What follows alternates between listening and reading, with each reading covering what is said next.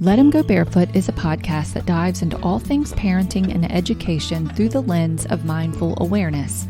Conversations aim to bring forward patterns, beliefs, and attitudes that shape our expectations and ideas about what it means to raise healthy children.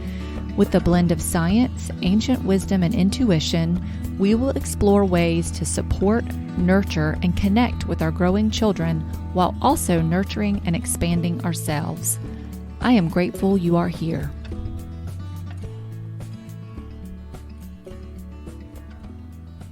Hey everyone, welcome to episode 20 of the Let 'em Go Barefoot podcast. I'm your host, Missy Willis, a mother of two, former educator turned unschooling mom, and advocate of learner-centered education. In other words, customization instead of standardization. My conversation today is with Emily Gregoire, a homeschooling mom of four and creator of the microschool, The Rainbow Room, which is located in Las Vegas, Nevada. Emily and I met very early on in my foray into Instagram, and it has been a pleasure to watch her journey and to share now with you how the Rainbow Room came to be, Emily's vision, values, and goals. The microschool movement has really taken off since the pandemic began. Carrie McDonald writes about education at fee.org and has written on the microschool movement. Here are a few things she has shared. Today's microschool founders, many of whom are former public school teachers, are well positioned to thrive as education entrepreneurs. Not only is parent demand for small, low-cost, personalized learning options soaring, but the resources available for founders are increasingly diverse and abundant. She goes on to say, parents are increasingly seeking a more individualized educational environment for their children with tailored instruction to meet each learner's distinct needs. In 2023, I will be bringing you more conversations with people who are creating alternative education options for parents and families across the country. It is my goal to alert you to what is happening in the self-directed education space, to share what is possible, and to maybe even inspire you to create something your children and your family need. If you are a creator of an alternative learning space, I'd love to hear from you. You can reach out through Instagram or send me a message at letemgobarefoot@protonmail.com. Here is my conversation with Emily Gregoire. Hi, everyone. I'm Emily Gregoire, and I do the Rainbow Room in Las Vegas, Nevada. It's a microschool, and I serve about 12 to 15 on any given year microschool learners. My ages that I hit are about 4 to 8. 8 is the sweet spot. I started doing this 4 years ago, and it has been a wild ride. So I'm excited to talk to Missy today about that. I have 4 children of my own who have never attended school. I've always been interested in unschooling and homeschooling, and I've known Missy for a long time. I followed her account since basically the beginning, and we've had many lovely conversations and messages, and I'm looking forward to our chat today. So hi, Missy. Hi, Emily. I'm so glad you're here. And you're right. You were one of my original people that I connected with on Instagram. It's been fun to watch your journey and your evolution because when we first met, you had not started the Rainbow Room. And It's true. yeah. And so talk to us about how you got to that place. Where did the inspiration come from? Were you guided by somebody, or were you just like, you know what, this is something I want and I feel like I need for our family and we're just going to go with it? Yeah. Okay. So the inspiration for the Rainbow Room was really we had moved into this house. So we had gone from our first house into our larger home. I was pregnant with my fourth, and we had been homeschooling successfully. I've always really loved homeschooling. That is not my hurdle to jump over.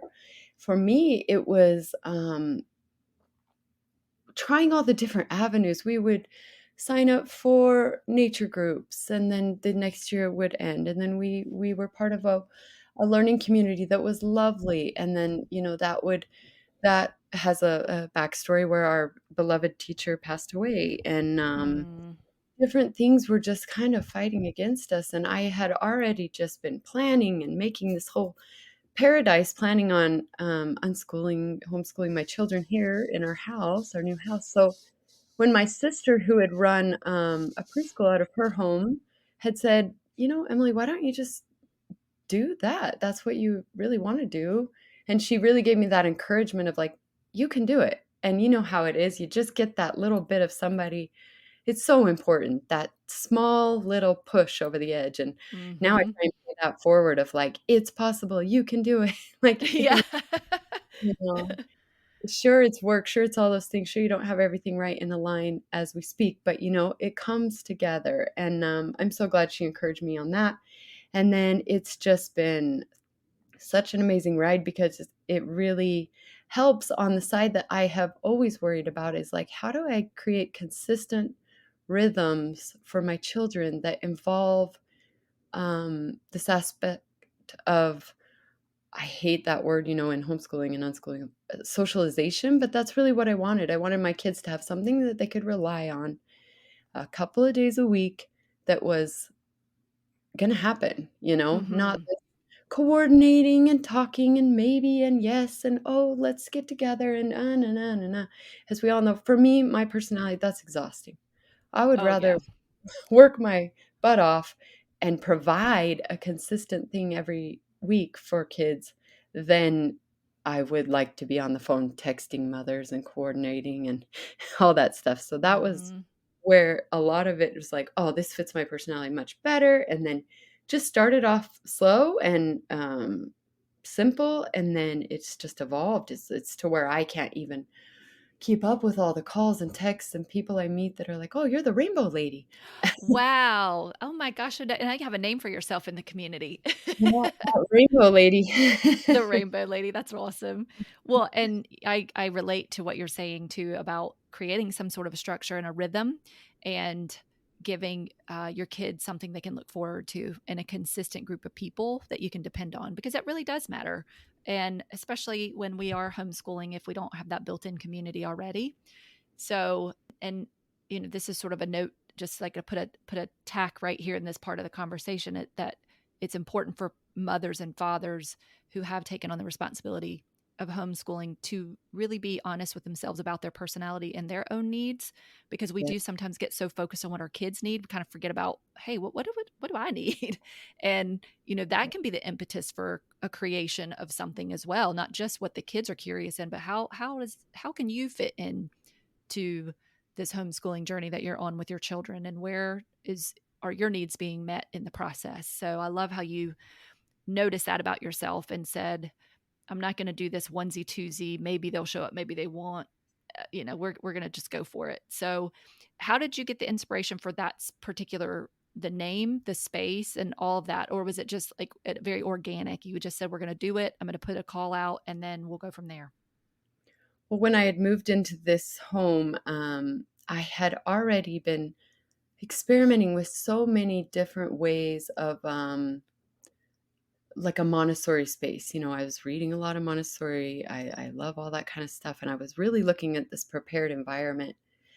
I was doing a deep dive on that, and so as this house, anybody who's bought a home, it's like a longer process. So I had spent that time nesting. I was pregnant and I'm just looking and looking and looking, and I really was turned on to this idea of visible toys that are usable and beautiful and visual. So of course I was led to like the Grims and the what's the other name? Some of these really proven creative building toys. And so I had kind of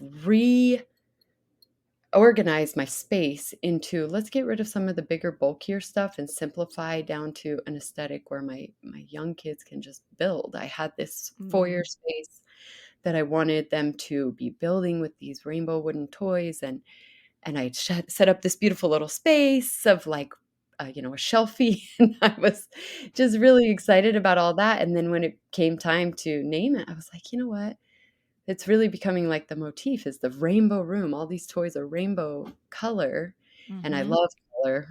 My last house was all the walls were different rainbow colors. In this house, I went simpler, but the all the decorations are rainbow, so and colorful. So became the rainbow room, and I am so glad that I named it that because it's really stuck, and it has a double meaning because almost everybody's that's attracted to my space or my philosophy, just by the way the universe works, happens to be a double like an international family, like a mixed Oh my fans. gosh. Yeah.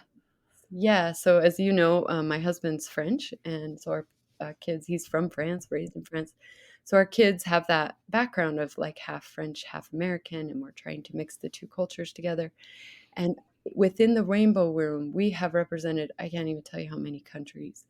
Um, and it's just an interesting little side note of like what you put out into the world, you kind of attract. A lot of our families have connected on that of like, well, I'm married to an American, but we live here and, all these different things. And so, or we've had people that, are both expats living here and they're just looking for something else because I think they don't have as much of the American thought process with it. They don't have to go over that hurdle. They're already starting from scratch of like, how do I educate my children?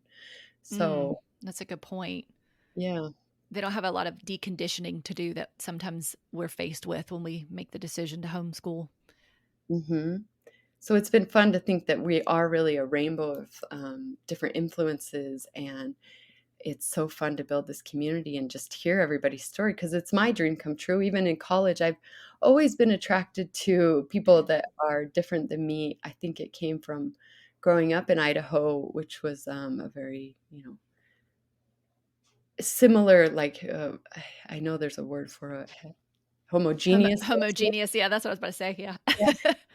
So anytime anybody would come, if they were an exchange student or whatnot, I would always just be like thirsty for like, what's the outside like? Mm. It's been a huge part of my personality since my youth. And so in college, I was the den mother to a bunch of international kids. And then I moved to Sun Valley where I met my husband. And that was a big international community. The owners of the resort had taken people from all across the world and brought them to this little space to create that kind of thing. And so all along, that's been a big theme of my life. So I'm just overjoyed that the Rainbow Room can have that double meaning. So it's like a fun, the universe is working on the backside to make that happen. hmm No, I find that so fascinating and just cool because it's like you said, the energy kind of that you put out, it's interesting how it comes back to you. Mhm. And so speaking of your children though being so are they bilingual? Yes, we're doing our best to make that happen. All right. And then also you mentioned your husband and he's from France and he's Mhm. also a chef. Yeah, So I saw on your one of your posts recently and your stories that he was on a particular show. Would you like to talk about that? sure. For anybody who's loves competition shows and cooking shows, my husband Alexander Gregoire, who is the executive chef of Revea here in Las Vegas, which is in the top floor of the Mandalay Bay, he was on the episode of Chopped. I think it's season 53, episode 2. The name of it is Tiny But Mighty. It's on Food Network. But yeah, it was a lot of fun to watch him. He filmed it in January and it just came out like That's probably got to be the hardest part, right? Waiting so long to be able to see it. we had basically all but forgotten about it, Oh my gosh. Yeah. Well, it was so fun to watch your kids. Oh, I'm sorry. Go ahead. Oh no, I agree. I thought it was so fun to watch their reaction, seeing their father on TV like that. Mhm. Well, Super and did cute. they have any particular interest in what he's doing? Do they like to help in the kitchen or have Yeah. ideas that they wanna try out with him? Yeah, that's also been a fun part of the Rainbow Room is, I have this chef on the payroll Yeah. who has done really cool experiences with the Rainbow Room. We've baked bread. Next week, we're planning maybe to do sushi rolls with the kids and different things that he can speak to. That we made apple tarts a little while ago, and so it's really fun. It's not something that it's just like, well, we've got him here, and all these kids just love having him there, and he cooks the meals of the Rainbow Room a lot of the times, and so yeah, he's an integral part of the Rainbow Room. He's kind of a fun little side of like, oh yeah, and by the way, there's this fancy French chef influencing your children's palates and interests.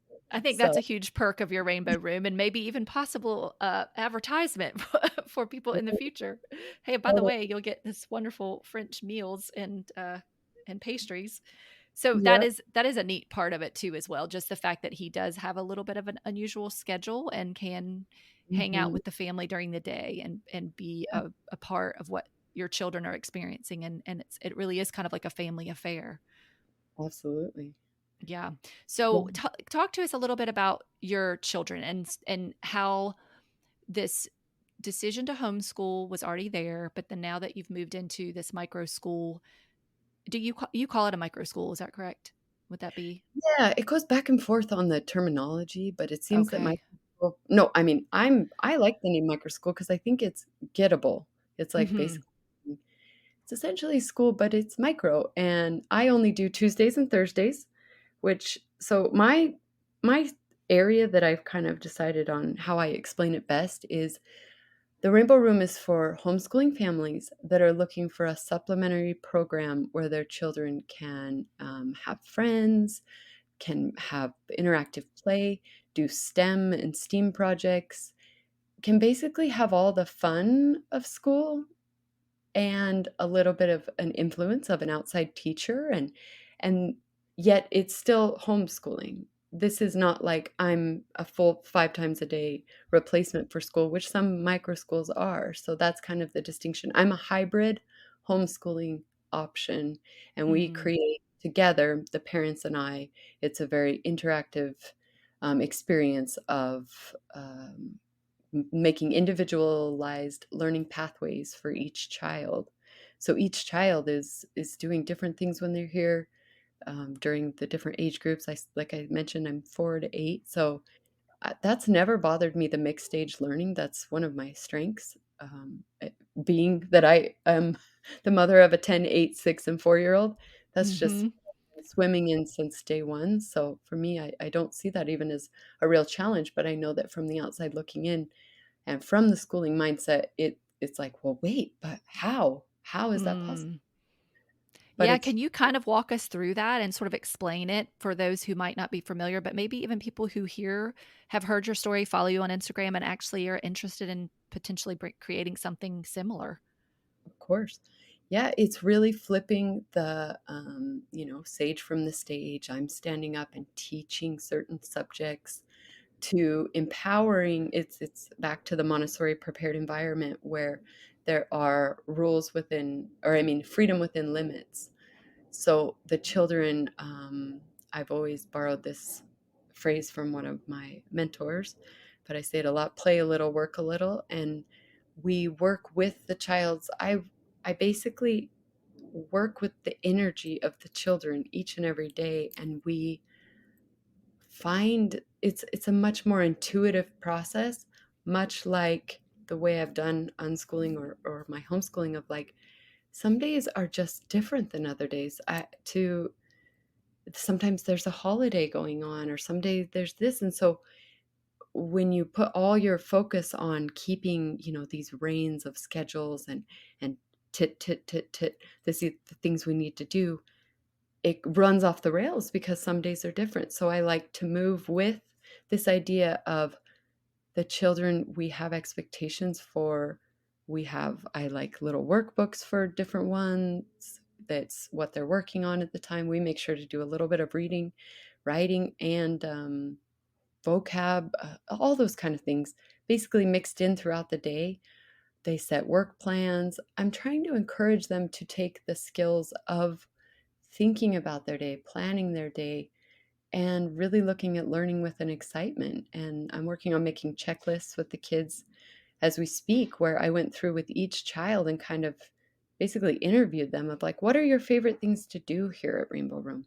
What do you Mm. find easy? Like, what do you like when Miss Emily says, okay, we're going to do a little bit of our, you know, writing book, and you light up like, yay, I can't wait, and I do more pages than I even like set out to do. And what do you find like a little challenging when Miss Emily says, okay, well, I think we're going to work on a little bit of our math books or some numbers. Do you feel yourself kind of, and I'm encouraging them to look inside and kind of monitor that inner fire of like, what does excite you, what doesn't, because that's the lifelong skill that I'm really going for. Mhm. That Is self-awareness piece is so huge, and I think, absolutely. sometimes our younger children we might think that they're not capable of doing that, but it really is a skill that can be sort of like direct instruction of you modeling it for them and then talking to them about it and then kind of allowing them the opportunity to sit with things and then possibly teaching them the language to express themselves. I think with the youngest children, I know I've experienced this over the many years I've worked with preschoolers, is that it's not that they don't understand that they're having a feeling, they just might not know how to express it. Absolutely. And And so I that's love that you're sitting and having like a little one-on-one with them. That's great.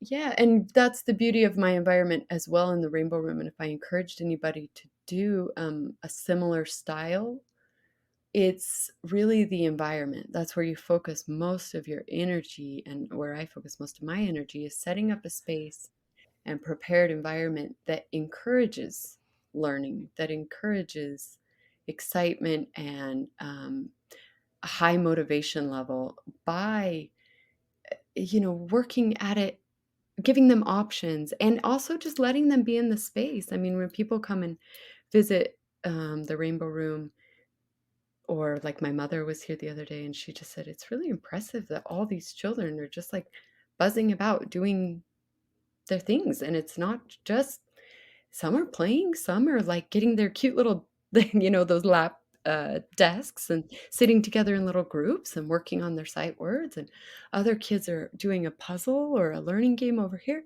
and I'm in with a couple other of them in this little space I've created where we kinda have conversations, or we work in a little quieter environment and read or do different things. And she was just seeing how much I am not the main, um, controller, or, Mhm. if somebody steps aside, then it's just complete chaos. No, we are Yeah. partnerships. We always talk about being a team, the rainbow team. We are looking out for each other.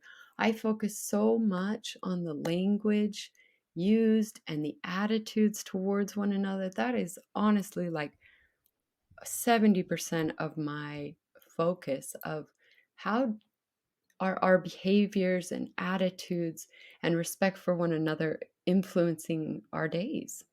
And Mm. it's really the secret, because I've had my children in different things.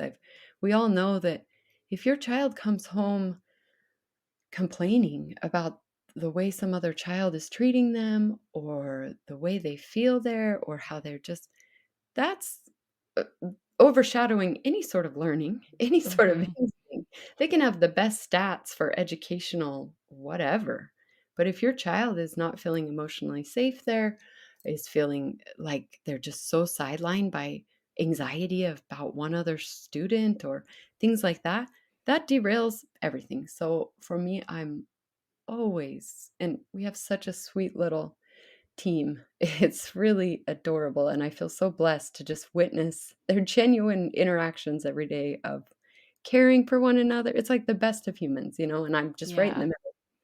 Yeah. Well, and I like how you talked about what your mother noticed, that it wasn't like you were the primary and everybody was orbiting around you. It was more like they were orbiting around one another in their own little circles, and interests were leading some together and some were doing things individually.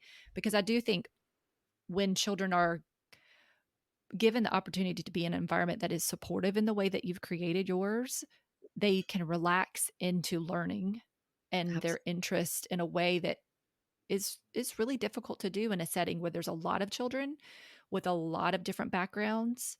And I don't mean backgrounds like more about their emotional backgrounds. So maybe Yep. they've come to school hungry, or maybe they've come to school upset about something that happened the night before. But that stuff doesn't get addressed. It's like, just stop worrying about whatever that was, come in here, clear your mind, and now you will learn. And you're Mhm. right. It's impossible to do that. I mean, think about it as an adult. I know when I get stressed out, there's nothing else I can do except focus on that thing that needs to get taken care of. If somebody were to come to me and say, okay, now you got to study for this test, it would have been just forget about it. I might as well just take a zero because I can't. So I That's it. agree. I think you're spot on that that's really the secret sauce in um, any microschool, school, homeschool. It's that connection piece. And when the kids feel Mhm. connected and they feel heard and they feel like they have a part to play, it's powerful. Absolutely.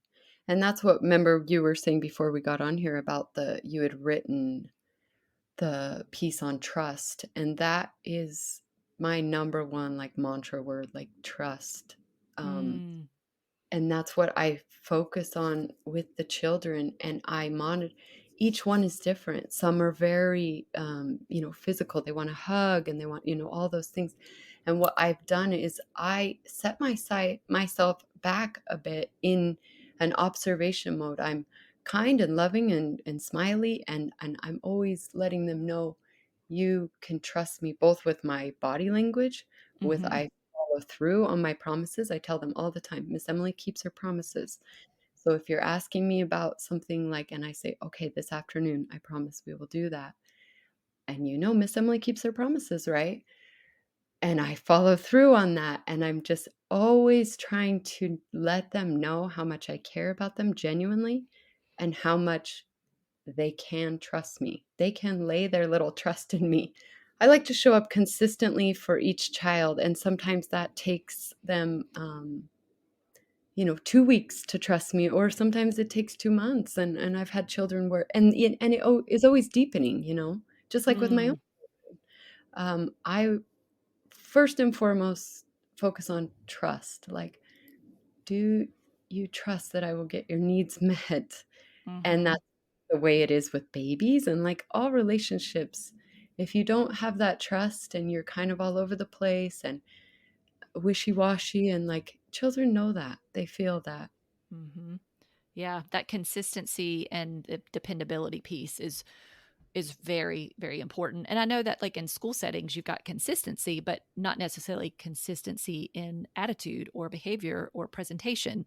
Mm. Consistency might be that this is a building that you come to every day for 5 days a week, but that doesn't mean that you're getting a consistent person showing up who really does have your best interest at heart. Isn't that so true? And sometimes that's, I think, what the thing about Rainbow Room is, if you look at it from day to day, or you follow Rainbow Room, it can look like not so consistent, Mm-hmm. like, this one day and then we do that, and then each day is like this, and I'm really co-creating with the children. But I think that is what we're trying to get at here, is that the consistency and the dependability, and the reason why the children feel good here and they're excited to come here, is that consistency, never wavering dependability of who I am, who I show up as, that you can trust me, that you can trust this environment. I'm not going to get mad at you. You are safe here. We might have a moment where we need to talk about something, but I can't even tell you how few, if any, sort of disciplinarian or fighting or anything within this space, because I've set such clear guidelines, and I'm modeling all the time, of how we interact, how we do this, who we are here, and we're a team and we take care of Yeah. each other. That's amazing. Well, can you so give because I was going to ask you, I was like, come on now, there's got to be some drama. You've got 4-year-olds to 8-year-olds. So tell me, Really. like, what would be a good example of, let's say, maybe there's a disagreement about how a toy is going to be used, or supplies or something of that sort. What would be sort of like a way that you could approach that to be sure that each child's needs are being met and they're being heard? Yes. So, for example, I think it goes back to trust once again, because you're basically saying, you're hearing both children, right? Mhm. Like positive parenting sort of thing. You're trying to hear both sides. You're saying, okay, guys, let's take a second. Let's see what's up. So you're saying you wanted to play this game, and you're saying you wanted to play this game. Well, really, honestly, the one I can think of is, I let children bring some of their little security things, whether it's a little toy they wanted to show their friends.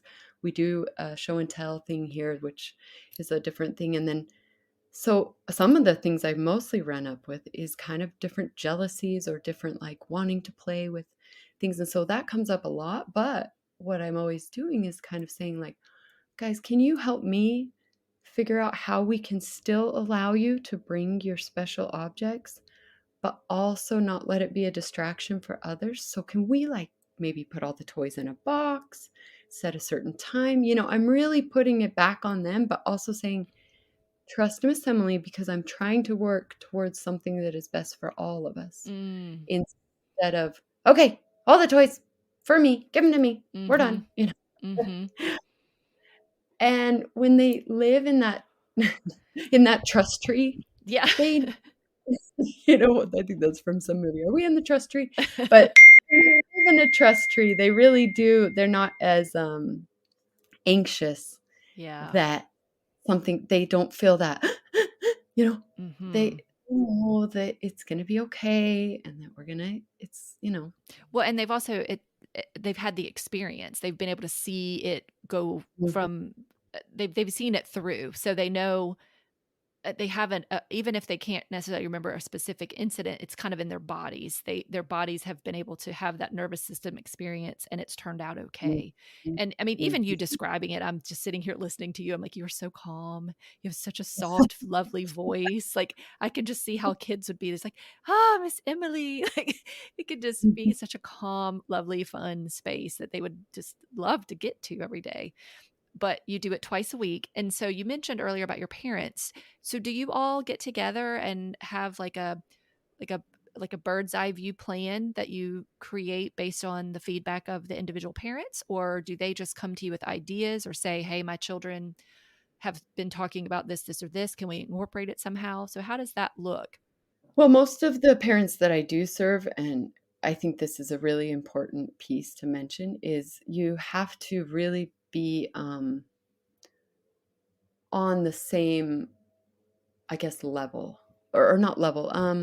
I guess your needs and wants have to be similar in that I decided kind of a long time ago, I'm not really looking to educate anybody or carry anybody on this journey with me of like, well, you still have this mindset of what school is. And then I serve homeschooling families that have already done that math. Mm. Right? Mhm. And then I am that solution. It's really a story of build what you wanted in the world. And so I go back to that Emily Gregoire that was had a 4 and a 2-year-old and a 5 and 3-year-old and was really like, is there some place I can just go that would be like school enough that they can like mature into this idea of quote unquote going to school, but it doesn't come with all the other rigmarole. Mhm. Yeah. And so that is truly what I've created for parents. And so I have luckily over the years been able to find I am that missing piece for everybody who's like, I'm really feeling led to homeschooling. I want to be a homeschooler. But I see my little 5-year-old blossoming and watching shows and asking if they're going to go to school. And it's that perfect piece of like, well, yeah, do you want to go to that place, Rainbow?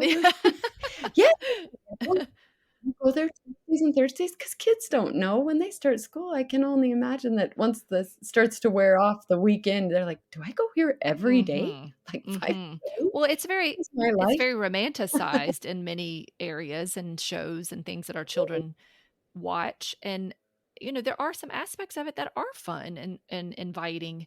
So it's natural, I think, for children to be curious and to say, "Hey, my neighbors are doing this thing or my cousins are, and I don't want to be left out. I don't want to miss out."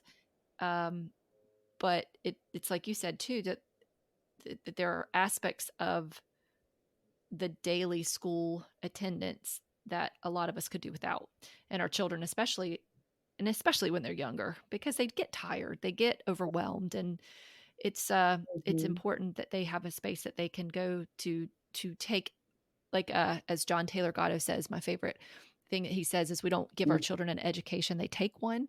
And that's what it feels like the Rainbow Room offers. It's a place that they can go and they can take what they need from it for themselves, their unique absolutely. people that they are, their particular circumstances Mhm. that they're in. um, and that's a really beautiful thing that you've created. Yeah. Well, I was going to ask you, because you said it goes to age 8, but you have a daughter who's 10, is that correct? Mhm. So how does she fit into your homeschool, not your homeschool, but does she participate? Does she help you, or what, does she have her own thing going on now? That's so interesting you asked because it is so interesting to witness. I am a lifelong learner myself. I'm a lifelong self-educator. You know what I mean? So this all Mm-hmm. comes naturally to me as far as this idea of like learn, I want to learn all the time. And so I'm a real big observer.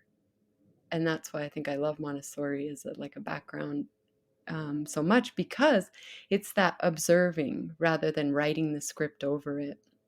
And so, of course, I've grappled with that of like, well, she's 10. Will she feel like the oldest? Will she feel like this? And I have an 8-year-old, so 10 and 8, and then I've watched her, and she has blossomed of her own volition almost into like an apprentice of mine. Mm, that's And amazing. it's really beautiful to witness, because I don't want to run into a space where she feels pressure to do that, Mm-hmm. where she feels like she doesn't have any choice in the matter, or where she's just taken along for the ride. That's really something I don't want. So I've given her a lot of space in that my children all quote unquote work for the Rainbow Room, in that them money for the help with the cleanup, and they have like little jobs. Like we get Rainbow Room ready. It's a lot of preparation in the cleaning department, and then we clean up afterwards. And so I pay them. That's like how I arrange their allowance, quote unquote. Is that basically that's your extra job, above and beyond our family teamwork Mm-hmm. goals and chores. And so Rainbow Room is extra. And so that is what I pay you for. And beyond that, I've watched her just, she watches me and then takes kids aside of her own thing and says, "Hey, mom, I made this little writing plan for, one of the children. And can I do a reading lesson with so and so?" And she loves children really genuinely. She takes to her baby cousin. We have a baby cousin that's 2, and then the other kids are all kind of in a similar age range. But it's beautiful of like she runs to that 2-year-old and they go off and do their thing. And then the other Mm. play in their way. And we all get to kind of witness that. Wow, that is so fun and cool. And it really speaks, I think, because I raised her in such a natural way that they're have you read that Coming of Age in Samoa? No, About I haven't. it's really it's like saying basically that evolution ele- eh, you know what I'm trying to say. Yeah. Via evolution, the human evolution, um, young prepubescent boys and girls were in charge of the younger kids, the toddlers, the 4 or 5, 6-year-olds. That was their maturity. That was their kind of like next role, is, well, I am a little older and my parents can rely on me. And so I, watch over these toddlers and things like that. And that's a natural space for them. And I've just been like, wow, that has been so my experience, just observing that. And it's not even just my daughters. I have watched boys and girls of a certain age. You would think like, well, what does a 7-year-old have in common with a 2-year-old? A lot. They're little humans and they love Mm-hmm. each other, you know? Mm-hmm. I just had them say yesterday, "Oh, she is so cute." And their just little hearts go so tender for the younger ones, Oh, yeah. because I absolutely reject this idea of we're older kids. We don't play with little kids, or the Mm. little kids, so, are bothering us. And oh, that is like my biggest pet peeve. So I'm very against ageism within the space. I let these relationships develop of like 10-year-olds play with 6-year-olds and 2-year-olds play with 8-year-olds and all these different things. So Mm-hmm. without writing the script over it myself, it really works. Yeah. Have found that to be the case many, many times in my experience in the homeschool community. It was difficult to see that play out in a schooling setting for obvious reasons. The fact that kids are separated out by age in a very tight little age range. And it kind of goes along with what Peter Gray has said and seen and researched and shared, which is that our children learn from one another, and the young ones learn from the older ones how to either maybe be a little braver or take a little bit more risk, or try something that they may not have thought of at the time, but then the older ones actually learn from the younger ones by how to be maybe a little softer and more nurturing. And there's this really beautiful symbiotic relationship that's happening between the two. But I guess what I want to like highlight is I do think that comes from being in an environment where that is safe and comfortable to do. Mhm. Mhm. And I think because you have created a place where kids know that there's not going to be any judgment if there's a 3-year age difference and they happen to like the same thing. It it really does speak to the need for children to be in the presence of adults and others who understand the importance of those connections, no matter what an age is. Absolutely. And, I've just seen that so many times, and I think it is something that is, both reinforced on both, maybe parental levels and, the school system where it's basically, like, even within a grade an age grade, you can, like, "Well, I'm older," even if it's like an October, January difference, Yeah.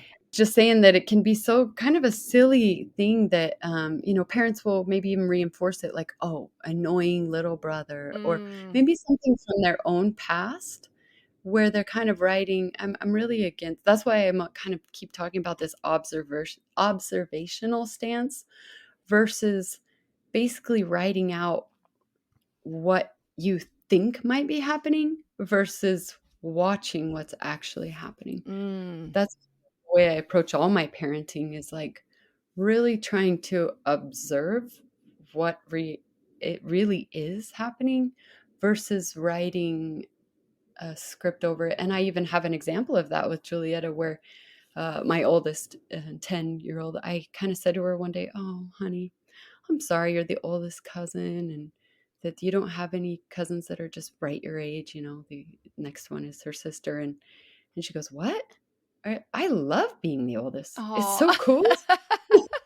Right? And that's such a great example of, like, how we put our own feelings and emotions about stuff onto our kids. We project so often. I mean, all of us do it Yes. as human beings. I think we do that for so many reasons in so many areas. But yeah, no, I'm glad that she was comfortable enough to be like, "No, mom, you've got that wrong." Yeah, like, and it's just so funny how even you just kind of assume your children have these certain thoughts or feelings, and then when you hear it, you're like, "Oh, well, of course, you have your own perspective and your own experience," and, Mhm. you know, that's the coolest thing. That's Yeah. what I love about parenting. Well, and So much fun. that communication piece is so vital. As you were talking about the different ages and it's easy for my brain to be like, okay, let me think of all these ideas or not ideas, examples of things that we experienced. And we had a trampoline. We still have a trampoline and still gets used every once in a while, even with my 20-year-old and 15-year-old. But it was sort of a magnet for the kids in the neighborhood. And also anytime we had large groups of children over, there were lots of kids on the trampoline, probably way more than the manufacturer would have been comfortable with, but we would have multiple ages on there, and some with littles and some of the bigger kids. And what I noticed is that now there were some times that there were some tricky uh, situations to work through, but if the little ones were on there, the older ones would sit down and the littles would bounce around, and then maybe one or two of the older ones would get up. It was like they would self monitor. They would notice, okay, I can't get on here and jump like I do when I'm here with the two older boys because I will shoot the child off of the trampoline. Um, Yes. but then eventually the little one would get tired and want to get off. And it was a patience thing. It wasn't just a matter of, let's make them leave. It was more like eventually they're going to want to go into something else. So it was nice to watch the children realize that they didn't have to force anybody out. Now, Mm, of course, I saw with my own children, sometimes the brother would want to be really rambunctious with the other boys that were here. And there would be a lot of very various tricks being done. And if this little sister and her friend were on there, they would be concerned that they were going to hit somebody. And I would have to walk through that with them. It was tricky a couple of times because I would say, okay, this is what your brother's hoping to do. How about you come off with me? We'll go swing. And it was like, no, I want to be on here too. Um, and so we would have to sort of walk through that, to the point where one time she got a foot in the face and it almost busted a tooth. Oh my. And so, yeah, I know. I was like, really? But what what happened is that she was like, okay, I see why it's hard to be on here with all these people. So, it was, again, I mean, I hated that she got injured, but at the same time, I see there's some learning in that, and that when we're always interfering and trying to police or coach, not coach, but police a situation, it can Absolutely. it can interfere with their own learning. So there's a whole thing like the blessing of a skin knee kind of situation, where it's not like you're throwing your children to the wolves, but you also realize that there are some like natural sort of consequences that will happen in a setting. So I'm not trying to say that, you need to let your kids duke it out or anything, but Oh. I see what naturally can happen when kids of various ages and skill level and sizes interact with one another. Yeah, I think the blessings of mixed age learning, or the lessons and all that, is like I could go on all day about it, of like Mhm. how much I see it benefiting both the older and the younger. And I just think it's really something that is overlooked in our world because we aren't used to that. And people are used to this idea of sage from the stage, and that like we must pour knowledge into our children instead of like them experiencing the world and gaining knowledge. And I just see it all the time. And then I was just even thinking about when you were saying, is like I always use this method, and I just did it yesterday, of like, I'll start with um, like we've been working on subtraction and money math. I find that the kids really love money math, and we've been doing entrepreneurship little projects and things like that. And so I thought to myself, okay, you know what I'm going to do here? I'm going to do what I usually do, of like, I'll start with one child of a certain, like one of my oldest, and I'll say, okay, why don't you come over here? I want to play a game with you. We're going to do this subtraction math, and we're going to use real money, and we're going to start playing this way. And I just laugh every time, because before you know it, we have everybody there, Yeah. and everybody really interested, and they're like, "Can I be next? Can I be next?" And I call it the Tom Sawyer method, because, it's just like when he was washing that fence, he just sells it to everybody. Yeah, yeah. And then he's got everybody whitewashing, thinking it's the funnest thing ever, and that's basically how I treat a lot of this stuff, is like, "Oh, don't mind us, we're just doing subtraction over here with math or with money." And next thing you know, they're all like, "Me too, me too, can I do Mhm. Yeah, yeah.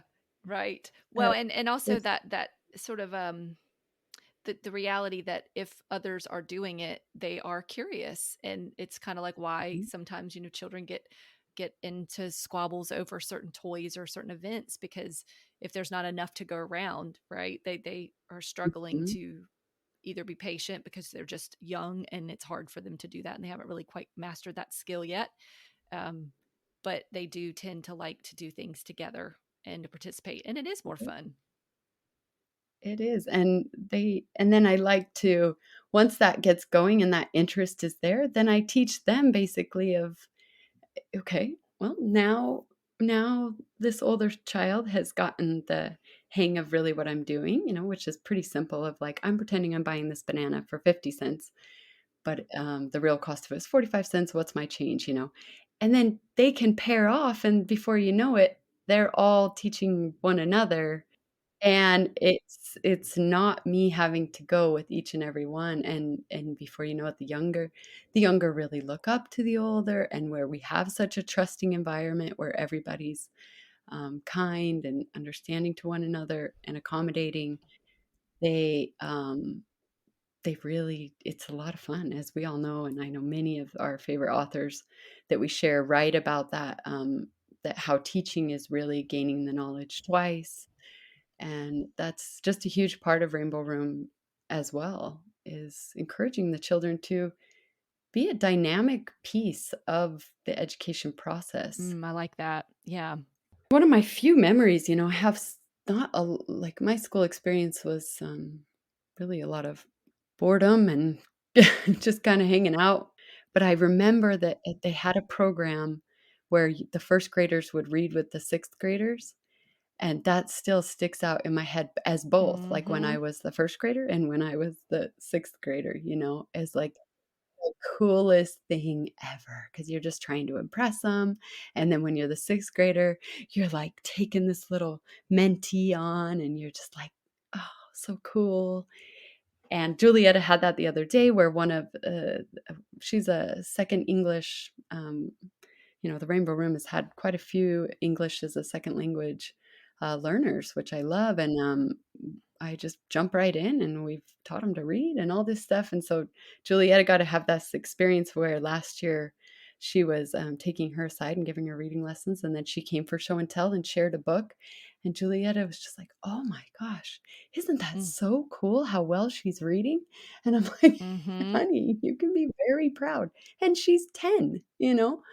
We cannot rob children of this maturity that they want to have and they're ready for just because we're thinking, well, this, that, and the other. Mhm. It's that contribution piece that's really powerful, and everybody wants to have a meaningful, they wanna have a meaningful contribution, even within the family. It's why toddlers wanna help you fold the clothes or help you in the Mhm, kitchen, or, they see you doing something, and it's like, this is what children do. They model, they mimic what they see, and mhm. so if they see you contributing to the family, they wanna contribute, and if, your daughters are seeing you, or your children, I know you have a little boy too, that are seeing you lead these children and support these children, and they're wanting to do it as well, and there's so much gratification from that, and I think it's a beautiful thing to witness and experience.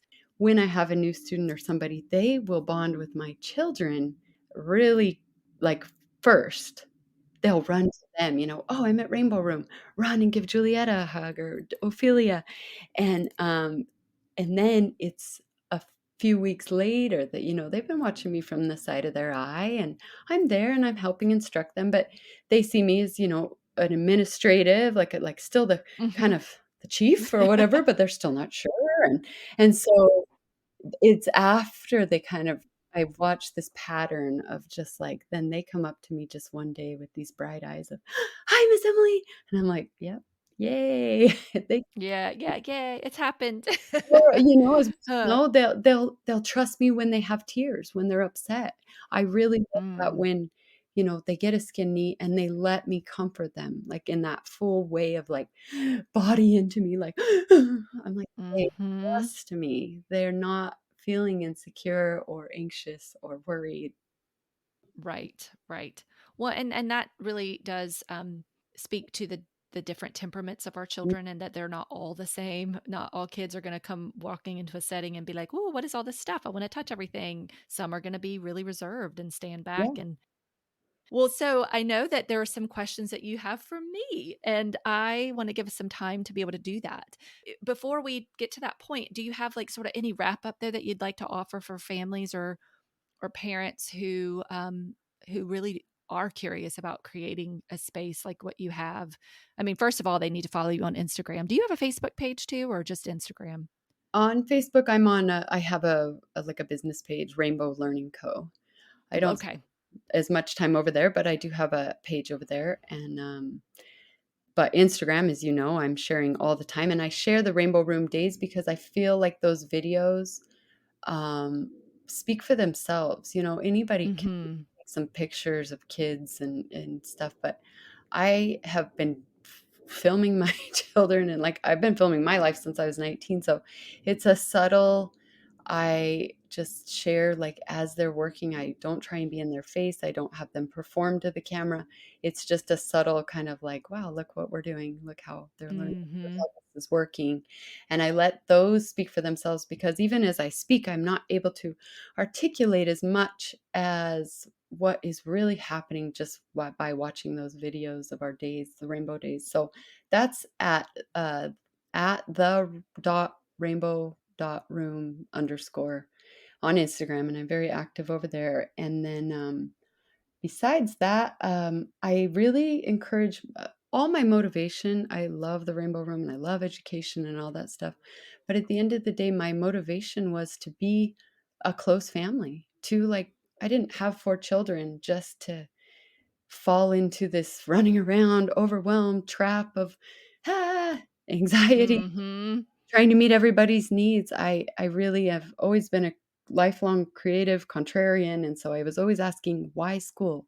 Why school?" If somebody can give me a good enough answer, but none of these answers are really hitting home for me, so it was because I wanted to have a wild and a free family that we could, be in France sometimes of the year and other times, that I just set everything based on that. And so everything that I do is really in service of that vision for my family. And so I think that's where people should start, is like, really, what do you intentionally want for your family? Because once you start a thing in motion, it starts to gain its own speed and its own momentum.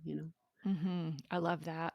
Well, and do you give people like, would you be a mentor to people, or have you done that? Or could like, if somebody really wanted to get something started and they were very serious about it and just needed a guide, or no? Are you like, "Wait a minute, that's too much?"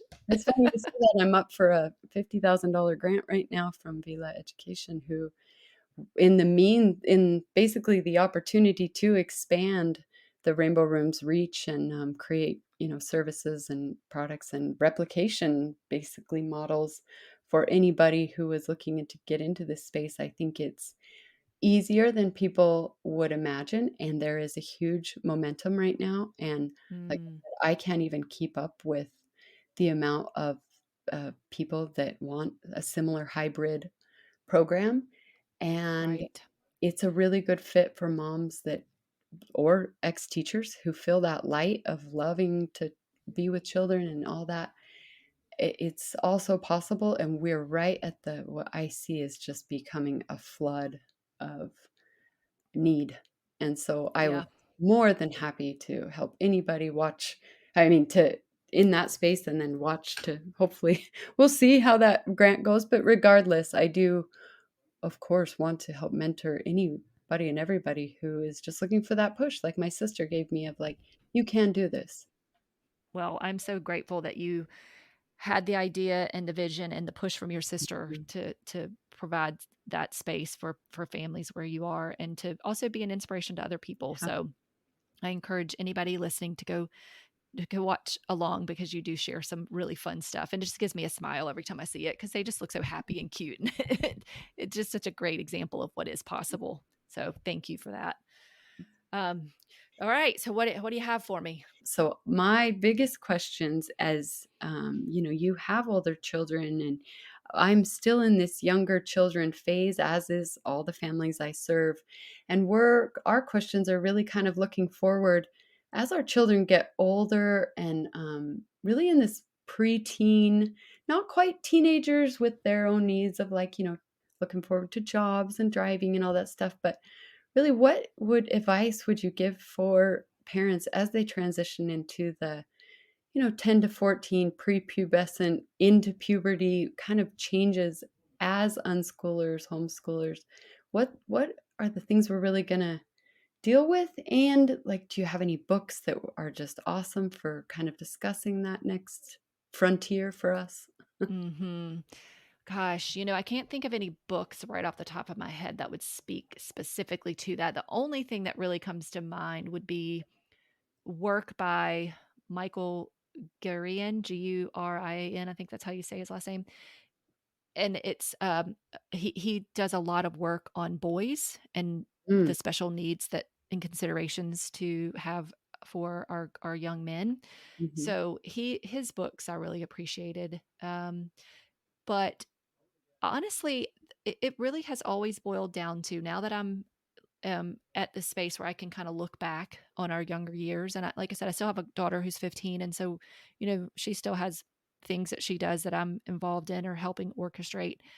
But it really boils down to paying attention to the children that you have in front of you, and not making assumptions about what they will or won't need. Like we talked about earlier, like we come mhm, to it with our own sort of expectations about what we've either personally experienced or heard people have experienced. And then we have these ideas that, oh, when they become this age, this is what they'll need. And we Mhm. might be wrong, and we can't predict the future. We can't predict their path.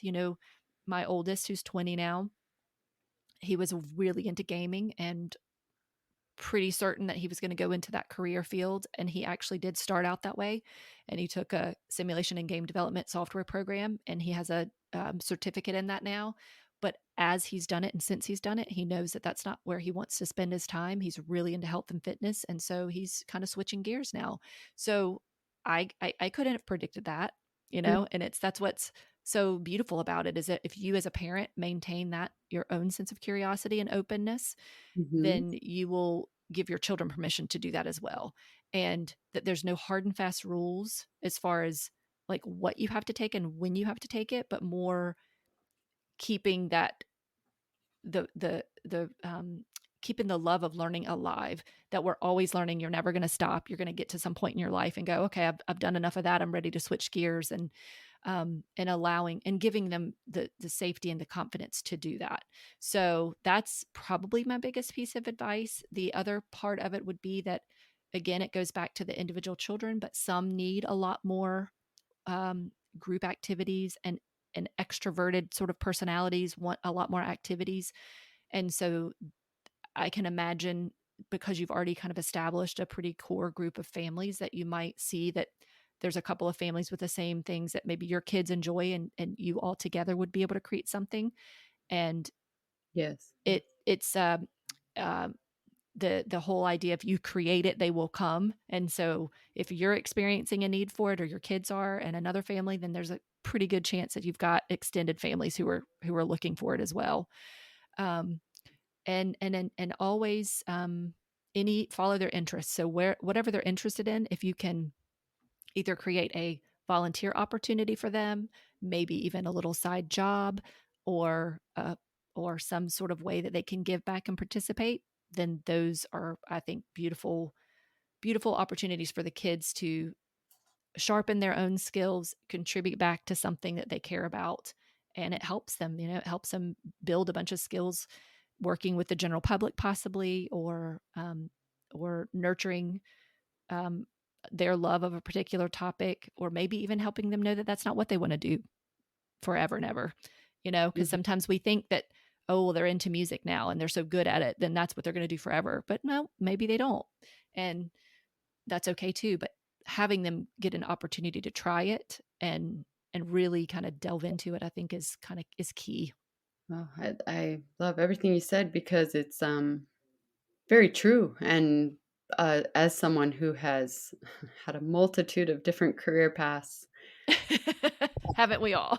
yeah, I think that's such a cool thing to keep that space open for your kids and just let them go gung ho, and then be okay when they do switch gears and they say, like, I got the feedback from that wasn't really a viable thing for me, or I didn't wanna do that every day for the rest of my life. I Yeah. satiated that curiosity, and I wanna switch gears, and I do think the more that we can use their teen years for that, the Yes. better off they'll be once they do get to going out into the world at 18, 19, whatever, and, Hmm. they get to say, like, "Okay, well, I've already explored 3 things pretty deeply, and now I have some feedback about how I work. Am I an independent worker? Do I need groups? Do I need, what kind of where do I work best, and how do I fit Yeah. in the puzzle?" They have And that. and do I need a schedule? Do I like that external schedule that I know is dependable? Because some kids do like that, even in unschooling. You've got the really free flowy laid back kids who are like, whatever, whenever, however, and then other ones are like, what is happening today? And what's Exactly. happening this week? And so it just always goes back to looking at those children that you have, because as we all know, just because they're in the same family does not mean they will have the same interests, ideas, opinions, beliefs. It's just Mhm. not going to be the case. And it's a rare experience, I would say, that you have a family where pretty much everybody kind of does the same thing.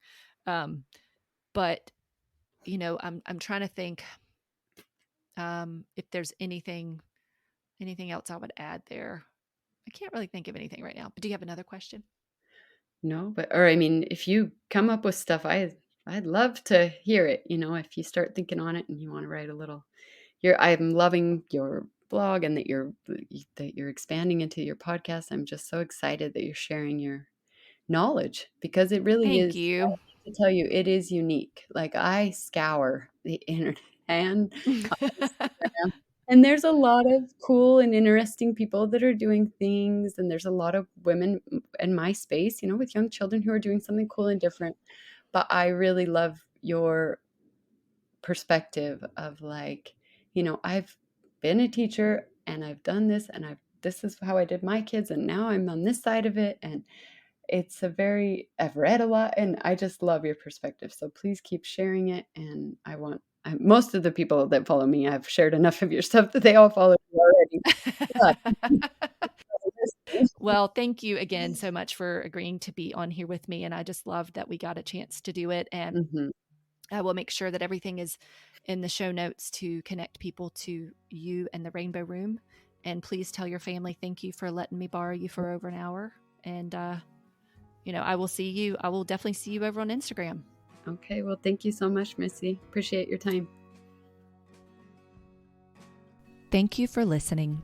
If you have been enjoying the podcast and would like to leave a review, it is a great no-cost way to support the show. For anyone who'd like to support the podcast directly, there is always a link in the show notes.